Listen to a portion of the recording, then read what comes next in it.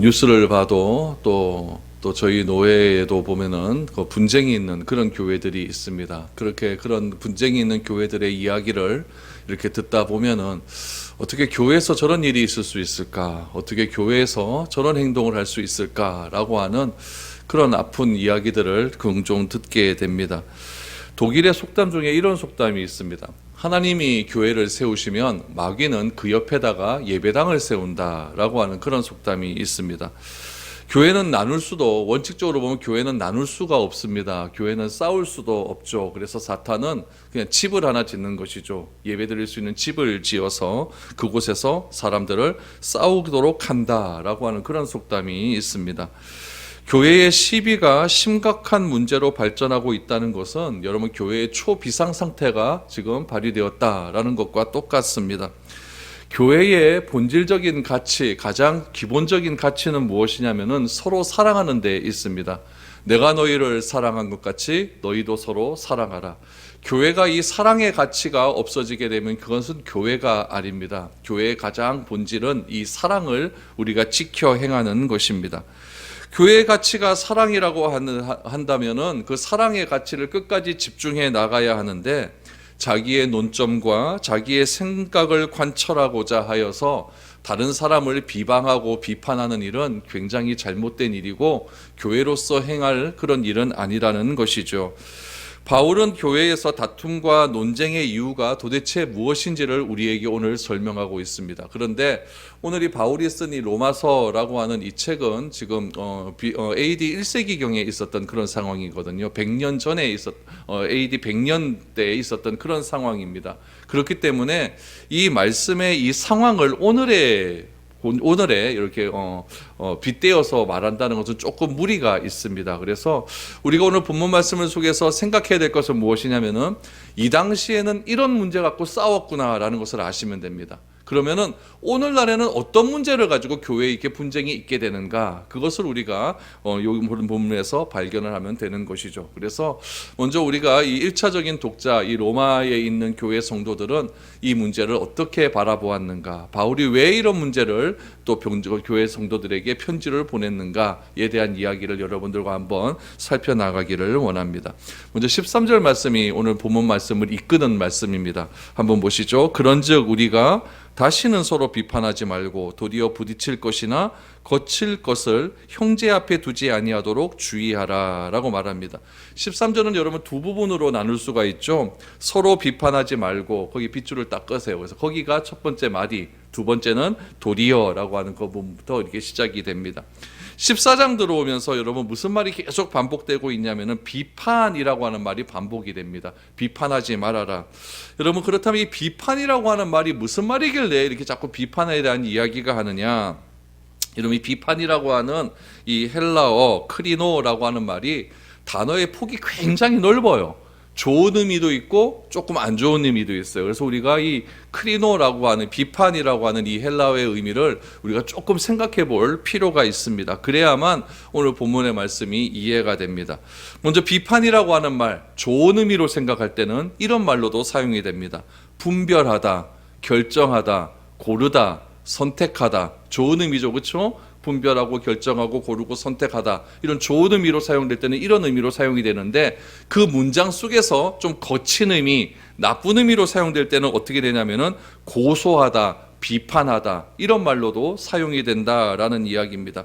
그래서 오늘 본문 13절 말씀에도 보면은 13절 끝에 보니까 주의하라라고 하는 말이 나오죠. 이거 주의하라라고 하는 것은 부드러운 의미에서의 표현입니다. 주의해라.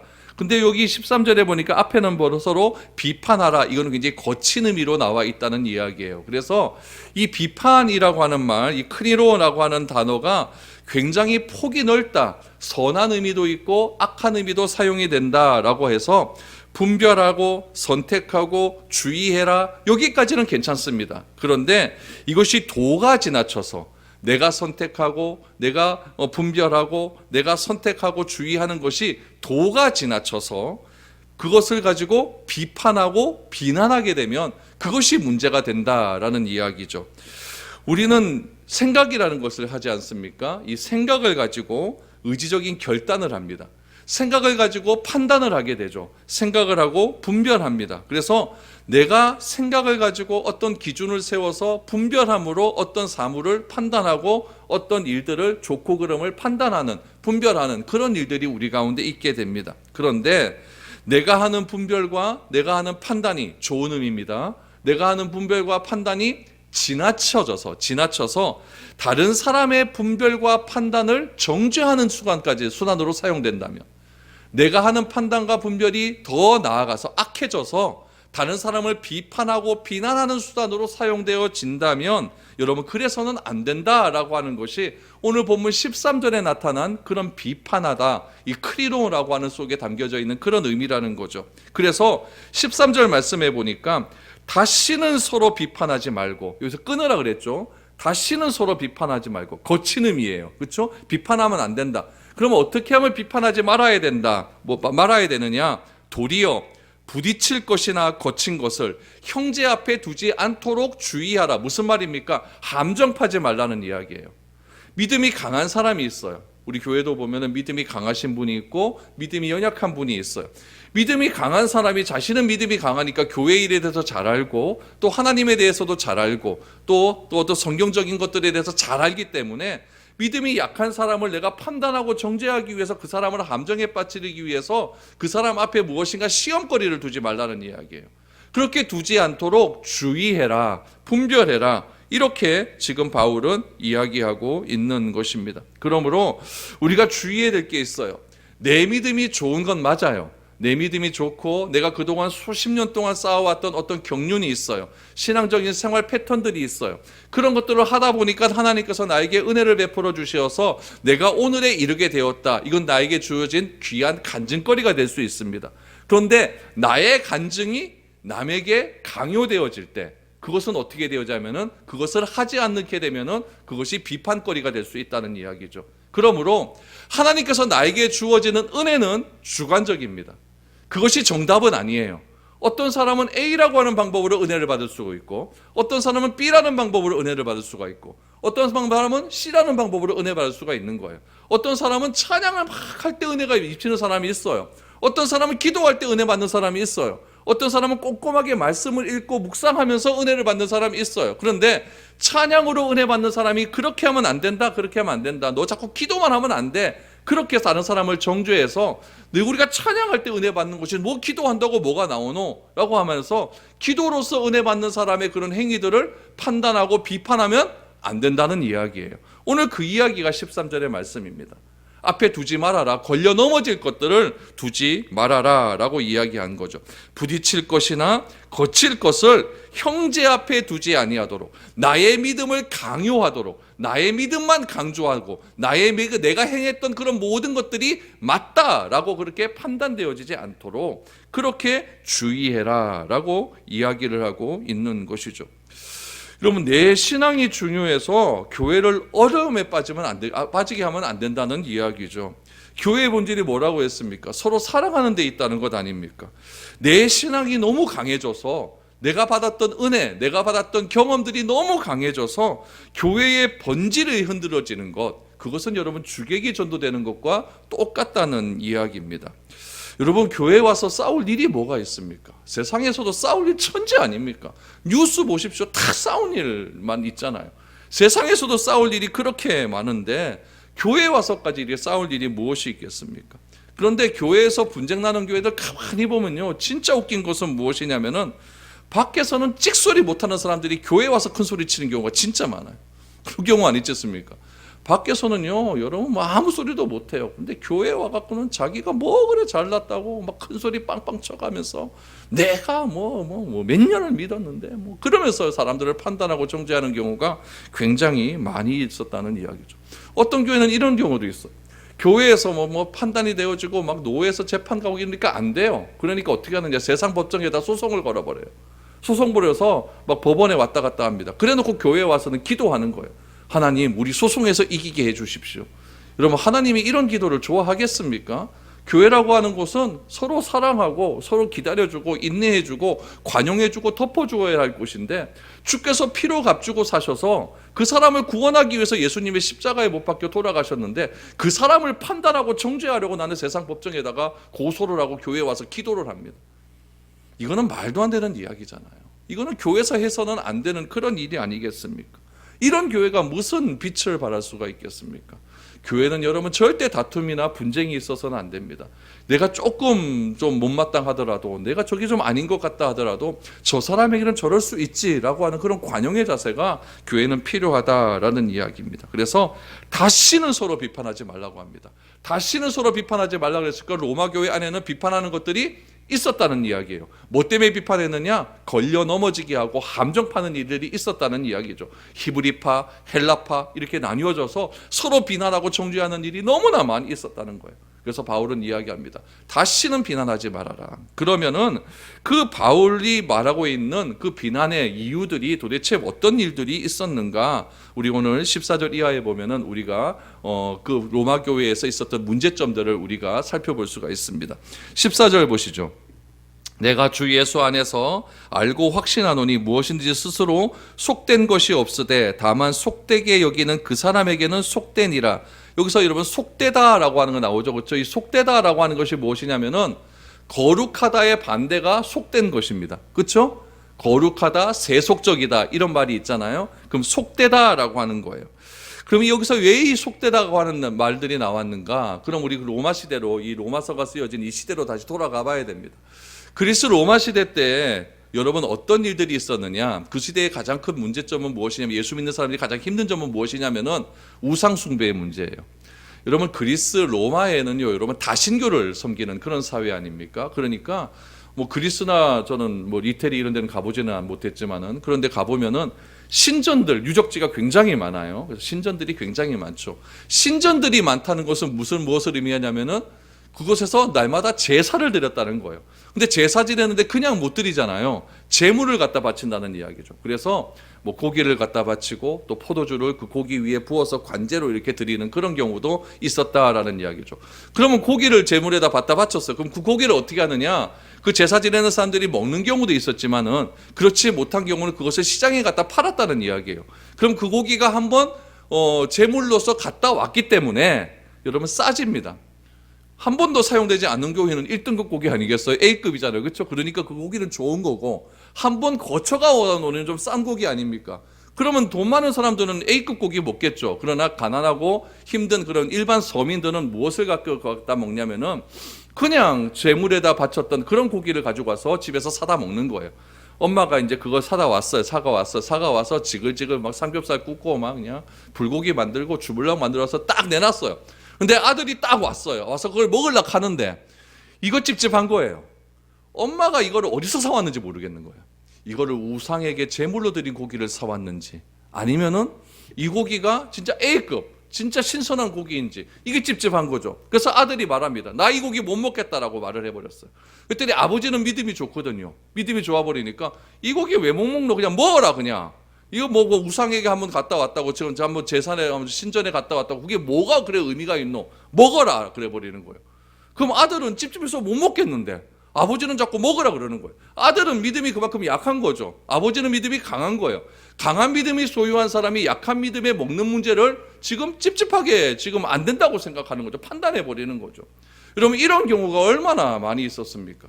우리 예전에도 이런 경우가, 저도 옛날에 그 신앙생활할 때 뭐 이런 얘기를 가지고 많이 왔어요. 제사 드리는 집이 있어요. 예수님 믿는데 우리 집안 대대로 제사 드리는 집이 있다는 얘기예요. 거기 갔어요. 그럼 내가 제사에 참여해야 됩니까? 말아야 됩니까? 이런 걸로 묻는 사람이 많이 있었다는 이야기죠. 그래서 제가 이야기했어요. 제사 드리는 거 찝찝하면 참석하지 말고 그냥 괜찮으면 참여해라. 절만 안 하면 되지. 뭐 그래 그게 문제가 되겠습니까? 이렇게 얘기했어요.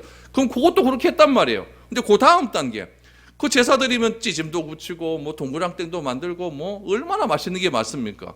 그 제사 드리는 음식 그걸 먹어야 되느냐 말아야 되느냐? 와, 그거 기름 냄새 나는 거 그거 막 참기 힘들어요. 참기 힘들어요.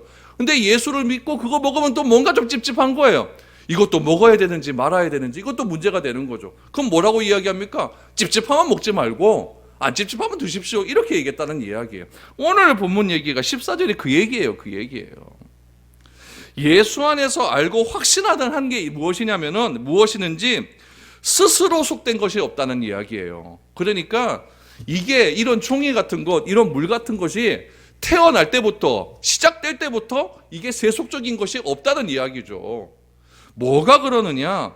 속되게 여기는 그 사람 때문에 이게 속한 것이지, 속되게 여기는 그 사람이 이것이 세속적이라고 생각하니까 이게 세속적인 것이지, 이게 시작될 때부터 산에서 쫄쫄쫄 내려와서 시냇물 내려와서 뭐 지하수로 내려와서 이 물이 그때부터 여러분 잘못된 겁니까? 그게 아니잖아요. 그것을 그 사람이 어떻게 보느냐에 따라서 속될 수도 있고 거룩할 수가 있는 것이지, 뭐가 그래 중요하느냐, 이런 이야기를 지금 하고 있다는 이야기예요. 이 이야기를 예수님도 그대로 말씀해 주셨습니다. 예수님께서 어느 날 지나가셨는데 그 당시에는 뭐가 있었냐, 밖에서 있다가 집 안에 들어오면 꼭 밥 먹을 때, 음식에 밥 먹을 때 손을 씻어야 돼요. 왜냐하면은 밖은 일단 거룩하지 않다는 이야기죠. 거룩하지 않고 또 이방인들도 많이 왔다 갔다 하는 곳이기 때문에 손 자체가 속해졌다는 거예요. 그렇기 때문에 부정해졌기 때문에 집에 들어와서 밥을 먹을 때는 깨끗하게 손 씻고 먹어야 된다는 이야기예요. 이게 그 당시에 바리새인들의 율법이었다는 이야기죠. 그런데 예수님께서 음식 먹을 때 손 안 씻고 먹었어요. 안 씻고 먹었어요. 그랬더니 바리새인들이 너는 왜 손 안 씻고 먹느냐라고 하면서 책망을 하기 시작을 했다는 거예요. 그러면서 계명을 지키지 않았다라고 이야기를 하는 거예요. 그랬더니 예수님께서 무엇이라고 이야기하셨느냐, 마가복음 7장 9절에 보니까 이렇게 말씀을 하셨습니다. 마가복음 7장 9절, 또 이르시되 너희가 너희 전통을 지키려고 하나님의 계명을 잘 저버리는도다 라고. 전통은 뭡니까? 자기들이 만든 그런 법칙이에요. 또 계명은 무엇입니까? 아까 교회 본질이 뭐라 그랬죠? 사랑하는 것 아닙니까? 하나님이 우리를 사랑하신 것 같이 우리도 서로 사랑하는 것이 그 계명이에요. 그러면은 사랑은 품어주는 것 아니겠습니까? 손 안 씻고 먹으면 어떻습니까? 먹으면 그만이죠. 그래서 예수님께서는 그게 중요한 것이 아니다. 왜 율법이 왜 있느냐? 서로 사랑하고 있는 건데 왜 그 율법을 가지고 서로 판단하고 정죄하고 남을 그렇게 비판하는 데 사용하느냐라고 말씀을 하시면서 이렇게 이야기를 하십니다. 결론을 이렇게 얘기하는 거죠. 마가복음 7장 18절 19절에 보니까 이렇게 말씀을 하셨어요. 예수께서 이르시되 너희도 이렇게 깨달음이 없느냐? 무엇이든지 밖에서 들어가는 것이 능히 사람을 더럽게 하지 못함을 알지 못하느냐? 이는 마음으로 들어가지 아니하고 배로 들어가 뒤로 나감이라. 이러므로 모든 음식물은 깨끗하다 하시니라 라고 하셨습니다. 하나님이 만드신 음식은 선하다는 거예요. 밥 먹으면 그거 깨끗하니까 먹지. 여러분 더러운 거 먹습니까? 식당에서 머리카락이나 있어도 하나 나와도 뭐 잘못됐다라고 막 더럽다고 판치는 세상에 내 입으로 들어가는 음식은 내가 깨끗하다고 생각하니까 먹는 거예요. 뭐가 더럽습니까? 음식물이 들어가서 소화돼서 뒤로 배설물로 나오는 게 더러운 것 아니겠습니까? 예수님이 그 말씀을 하시는 거예요. 바울은 지금 이 말씀을 염두에 두고 말을 하는 것이죠. 음식물 하나도 더러운 것 없다. 그러나 그 음식물이 속하여지고 그 음식물이 부정해지는 이유는 무엇이냐? 사람 때문에 부정해지고 사람 때문에 속해지는 것이지 그거 아니다. 사도행전에 보면 베드로도 이런 일을 경험을 합니다. 베드로가 고넬료의 집에 가서 이제 기도를 해주어라라고 하는 그런 환상을 보지 않습니까? 그랬더니 베드로는 못하겠다고 합니다. 고넬료는 이제 이탈리아 사람 이방인이에요. 어떻게 내가 택한 하나님의 백성이 이방인의 집에 가서 내가 기도하고 그러겠습니까? 나 뭐합니까? 그랬더니 하나님께서 환상을 보여주시잖아요. 그래서 환상이 딱 내려왔는데 뭐냐, 보자기 안에 온갖 더러운 것들이 다 있는 거예요. 레위기 18장에 나오는 먹지 말라고 하는, 11장에 나오는 먹지 말라고 하는 음식들이 다 있는 거예요. 하나님이 환상 속에서 그거 먹어라 그랬더니 나 못 먹습니다 이러는 거예요. 또 먹어라, 못 먹습니다. 또 먹어라, 못 먹습니다. 그랬더니 하나님이 화가 나셨어요. 내가 깨끗하게 해놨는데 왜 못 먹느냐? 이렇게 얘기한 거죠. 그때 베드로가 깨달음을 얻게 되는 거죠. 아, 주께서 깨끗하게 해놓으셨구나. 그래서 베드로가 고넬료의 집에 갑니다. 이건 무엇을 얘기합니까? 고넬료는 비록 이방인이지만 우리가 어떤 전통에 의해서 이 고넬료를 판단하고 저 사람은 잘못되었다고 얘기하지만 하나님이 고넬료를 사랑하시는구나. 하나님이 고넬료를 인정하셨구나. 하나님이 인정하셨다는데 내가 나까지 그게 뭐라고 그래 그 사람 집에 가니 안 가니 극하겠느냐. 이러면서 고넬료의 집에 가서 하나님의 말씀을 증거했더니 성령이 그 가운데 임하고 고넬료의 집에 있는 모든 사람들이 세례를 받았다라고 하는 말씀들이 나오지 않습니까? 그러므로 여러분, 그것이 왜 속되냐고 하는 강한 믿음을 가진 사람은 약한 믿음을 가진 사람을 이해해 줘야 된다는 거예요.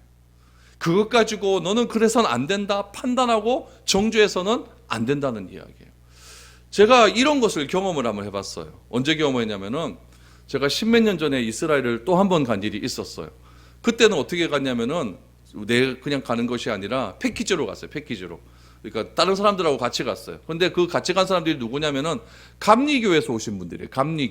감리교에서 오신 분들인데, 감리교도 파가 좀 있거든요.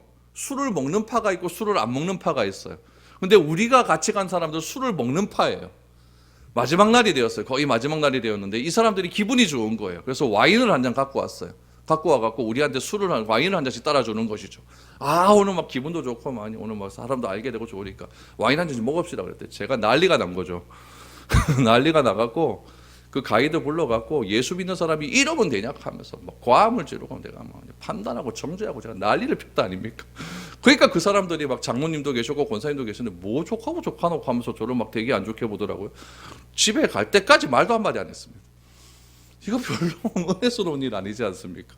좋게 가놓고 막 그냥 그거 하나 갖고 제가 뭐 그거 그냥 넘어가면 될 것 같은데 그거 하나 갖고 제가 난리를 펴갖고 분위기를 굉장히 안 좋게 하는 그런 일들이 있었어요. 여러분, 사람이 속하다고 하는 거, 사람이 중요한 것이지 그런 것들이 중요한 거 아니다라는 거예요. 그래서 15절에 보니까 이제 바울이 진짜 겪었던 이야기를 합니다. 15절을 보십시오. 만일 음식으로 말미암아 내 형제가 근심하게 되면 이는 내가 사랑으로 행하지 아니함이라. 그리스도께서 대신하여 죽으신 형제를 내 음식으로 망하게 하지 말라. 어떻게 보면 강한 믿음을 가진 사람이 맞죠, 그렇죠? 예수 믿는 사람이 그렇게 하면 안 되잖아요, 그렇죠? 맞죠? 우상에게 드려진 고기 먹는 거 뭐 그래 그 큰 문제가 되겠습니까? 그런데 내가 옳다게 하고 하는 그 기준이 다른 사람의 상처가 되는 일이 있을 수가 있고, 다른 사람의 믿음을 떨어질 수 있는 그런 일이 있을 수가 있고, 내가 기준이 맞기는 맞는데 나의 기준이 너무나 높다 보니까 믿음이 약한 사람은 나의 기준을 따라가다가 결국에는 교회에 안 나오는 경우가 생겨버리면은, 여러분 그거 교회에서 그거 얼마나 교회가 손해입니까? 이런 짓 하지 말라는 이야기예요. 그래서 약한 믿음을 가진 사람이 강한 믿음을 가질 수 있도록 기다려주고 인내해주고 사랑해주는 것이 진정한 강한 믿음을 소유한 사람의 태도다라는 것을 우리에게 이야기하고 있습니다. 그래서 먹고 마시는 것 때문에 고민하는 사람이 있다면 그것을 존중해주라는 이야기예요. 어떤 분들은 제가 우리 교회 말고 다른 교회에 있었을 때는 제가 이렇게 사람들이 이렇게 지나가다 보면 옆에 지나가다 보면 담배 냄새가 막 나는 경우가 있어요. 뭐 오야겠습니까? 담배 못 끊었는데, 그렇죠? 뭐 오야겠습니까? 뭐 그 사람 붙들어놓고 일로 와봐라. 예수 믿는 사람이 담배 그거 못 끊고 오면 되겠습니까? 하면서 거기다 대고 핀잔 주고 그러면 그 사람 다시는 안 온다는 이야기예요. 기다려주는 거죠. 뭐 오야겠습니까? 오늘 예수 믿었는데 오늘부터 왜 그거 십몇 년 피워온 거 끊겠어요? 다 기다리다 보면은 또 하나님께서 은혜 베풀어 주셔서 끊을 때가 있고, 또 그 사람을 통해서 하나님께서 어떻게 역사할지 모르는 것 아니겠습니까? 한 사람이라도 이렇게 소외되지 않고 함께 교회에서 걸어가는 것이 더 중요하다라는 것을 바울은 지금 이야기하고 있는 것이죠. 그래서 16절 말씀이 굉장히 중요합니다. 16절을 보십시오. 그러므로 너희의 선한 것이 비방을 받지 않게 하라. 그럼 우리의 선한 것이 무엇이겠습니까? 깊이 있는 믿음 아니겠습니까? 우리의 선한 것이 성숙하고 큰 믿음이에요.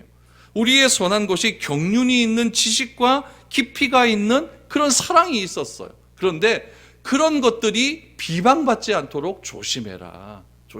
누가 비방하겠습니까? 믿음이 약한 사람이 비방할 수 있다는 이야기죠. 그래서 이런 것들을 비방받지 않도록 그렇게 조용해라. 여기서 말하는 비방도 아까 제일 처음에 나왔던 13절에 나오는 그 비판과 같은 단어, 크리노와 똑같은 단어라죠. 그러니까 이제 거친 의미에서의 비방, 그렇게 말을 하고 있습니다. 그래서 깊이 있고 성숙하고 경륜이 있는 믿음이 내가 경솔하게 행함을 통해서 얕은 믿음을 가진 사람들에게 비방받지 않도록 그렇게 조심해라 라고 이야기를 하고 있습니다. 여러분, 이런 일들이 굉장히 교회 안에서 많이 있을 수가 있어요. 저도 그런 적 많이 있고 여러분들도 그런 적 많이 있었을 겁니다. 그래서 하나님께서 지금까지 나를 붙들어 주시고 은혜 베풀어 주셔서 지금까지 인도해 주신 것 얼마나 감사한 일입니까? 이거 얼마나 선한 일입니까? 그 일이 나의 잘못된 경솔함으로 인하여서 비방받지 않도록 조심해라. 그래서 하나님 나라는 어떤 것이냐? 우리 입구에 있는 말씀 아닙니까? 17절에 보니까 하나님 나라는 먹는 것과 마시는 것에 있지 않다. 하나님 나라는 무엇입니까? 성령 안에 있는 의와 평강과 희락이라. 이렇게 이야기하고 있습니다. 그러므로 하나님 나라의 본질은 먹고 마시는 데 있는 것이 아닙니다. 본질은 무엇입니까? 성령 안에서 의로워지고 성령 안에서 평강을 누리고 성령 안에서 기쁨을 누리는 것입니다. 강한 믿음과 약한 믿음의 갈등 때문에 다투는 것이 아니라는 이야기예요. 먹고 마시는 문제를 가지고 교회 안에서 다투고 언쟁하는 것이 하나님 나라가 아니라는 이야기죠. 이것이 본질이 아니라는 이야기죠. 이 본질 아닌 것들 때문에 본질을 잃어버리는 일이 없어야 된다는 이야기입니다. 여러분, 말레이시아나 방글라데시 이런 나라들은 이슬람권입니다. 이슬람권은 뭘 안 먹냐면 돼지고기를 안 먹어요. 인도 같은 나라는 힌두교권입니다. 힌두교 믿는 사람은 뭐 안 먹을까요? 소고기를 안 먹어요. 이슬람권으로 선교하는 선교사님도 있고 또 힌두교권으로 선교하는 선교사님도 있습니다. 그 선교사님들은 다 한국에선 돼지고기 잘 먹고 소고기 잘 먹는 분들이에요. 그런데 이슬람권 가면은 돼지고기 안 먹습니다. 힌두교 가면 소고기 안 먹어요. 왜 그러냐면은 그 사람들이 먹고 안 먹는 그 문화를 인정해 주는 거죠. 이것을 기독교의 선교의 토착화라고 그렇게 선교적인 말을 합니다. 내가 그 선교지에 토착화가 되지 않으면은 그 사람을 절대 전도할 수가 없다라는 이야기예요. 그래서 그런 권에 있다가 한국에 나오시면요, 여러분 이슬람권인들은 돼지고기를 한국에 얼마나 잘 먹는지 몰라요. 못 먹어봤으니까. 그렇죠? 또 소고기는 힌두교, 인도에 가신 선교사님들 막 소고기 사주면 너무너무 좋아요. 내가 이거 막 기다려. 브라질 그 유영수 선교사님이 한국 오면 뭐 좋아하는지 압니까? 회 사주면 그렇게 좋아요. 거기는 바다가 없거든요. 바다 나가려고 하면 뭐 비행기 타고 얼마나 가야 되니까 물고기 먹는 걸 너무너무 좋아합니다. 그래서 제가 한 번씩 그 매운탕 끓여갖고 사진 찍어가 보내요. 여러분, 그래서 우리가 이게 그 사람들이 기다려주고 그 사람들이 이해하는 것이 참으로 중요하다라는 이야기죠. 여러분, 참 그게 중요한 것 같아요. 세상은 편안함을 추구하지만 우리는 평안을 추구하는 사람들 아닙니까? 편안보다는 평안을 추구하는 사람들이고, 세상은 쾌락을 추구하지만 우리는 성령 안에서 경험되는 참된 기쁨을 추구하는 사람들입니다. 이것이 좀 진짜 예수 믿는 의미이고 신앙생활하는 의미라고 그렇게 바울은 이야기하고 있는 거죠. 그래서 여러분, 교회에서 신앙생활하는 것 아닙니까? 의와 평강과 기쁨을 누리기 위해서 그렇게 교회에서 우리가 바르게 신앙생활해야 됩니다. 그것을 지켜나가는 것이 교회의 본질이라는 이야기예요. 18절 보십시오.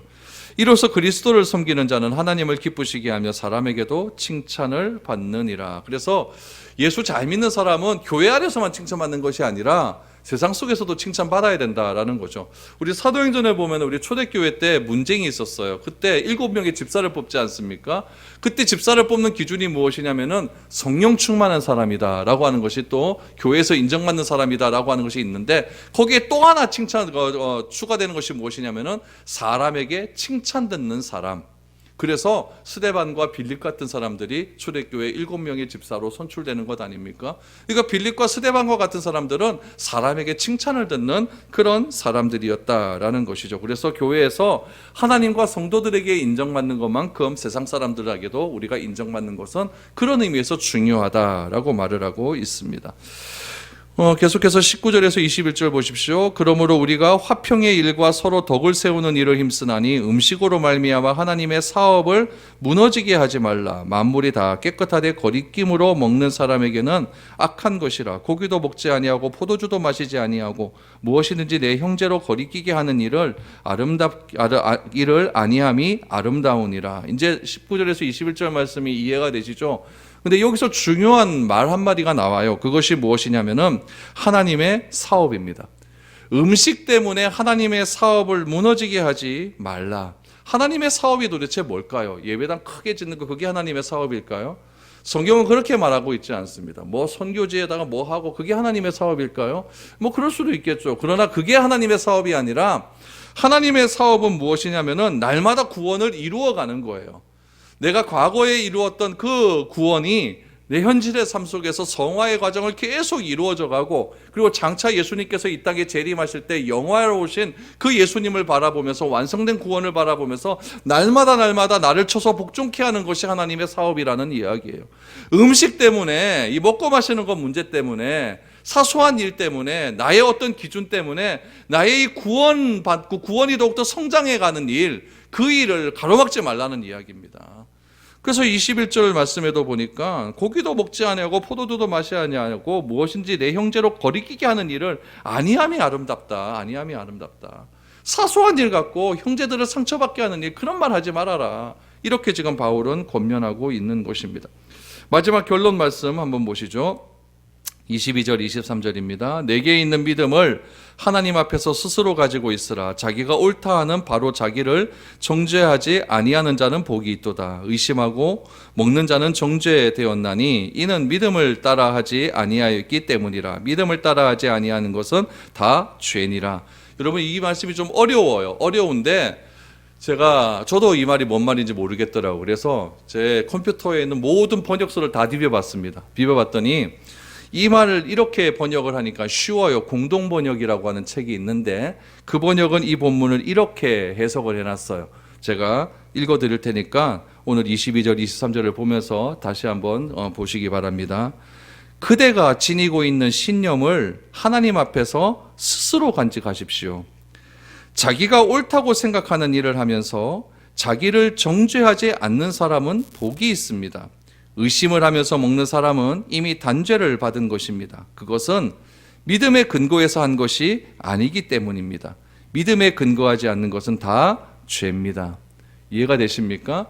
내가 가지고 있는 믿음이 있어요. 내가 가지고 있는 어떤 기준이 있어요. 그거는 다 뭐 하느냐? 하나님 앞에서 나 혼자 간직하면 된다는 이야기예요. 내가 스스로 간직하면 된다. 내가 옳다고 생각하는 일을 하면서 나를 스스로 정죄하지 않는 사람은 복이 있다는 이야기죠. 그래서 여러분 23절에 보니까 의심을 하면서 먹는 자는 나 스스로 정죄되었다는 이야기예요. 이거 먹어도 될까 말까? 그럼 안 먹으면 되는 거예요. 안 먹으면 되는데 먹어도 될까 말까? 그런데 냄새가 자꾸 찌르니까 먹어버렸어요. 먹어버렸는데 내가 먹고 나니까 막 사람이 찔리는 거 아닙니까? 그러니까 내 스스로 정죄된 것 아닙니까? 그러니까 하는 거죠. 믿음에서 근거한 것은 죄가 아니다라고 말을 합니다. 그래서 믿음에 근거하지 않는 것은 다 죄고 믿음에 근거하지 않는 것은 죄가 아니다라는 것이죠. 그래서 나는 큰 믿음을 가졌어요. 큰 믿음을 가졌기 때문에 우상에게 한번 갔다 온 음식 먹어도 괜찮다는 이야기예요. 괜찮다는 이야기. 그럼 어떤 사람이 이렇게 말을 할 수가 있어요. 뭐 술 먹는 것도 괜찮겠네 그럼 뭐가 문제가 되겠노? 그래서 술 막 마시려고 그래요. 근데 여러분 이것도 문제가 돼요. 나는 믿음으로 그걸 막 마셨어요. 마셨는데 옆에 보니까 믿음이 없는 사람이 내가 교회 다니는 걸 알아요. 아는데 그 사람이 그걸 봤어요. 그럼 그 사람이 나에게 말은 안 하지만 그 사람을 실족할 수 있다는 얘기예요. 그래서 안 마셔야 되는 거예요. 나 혼자만 정죄받지 않으면 된다. 여기서 좀 벗어나서 내가 하는 그 행위 때문에 다른 사람이 그 나의 행위로 인하여서 시험에 들게 되면 그것도 곤란한 일 아니겠습니까? 그러므로 우리의 행동은 늘 언제나 조심해야 된다. 그래서 내가 가지고 있는 신념을 하나님 앞에서 스스로 간직하며 매사에 신중하며 오늘 13절에 말씀한 것처럼 주의하는 삶이 귀한 삶이다라는 것을 우리에게 말을 하고 있는 것입니다.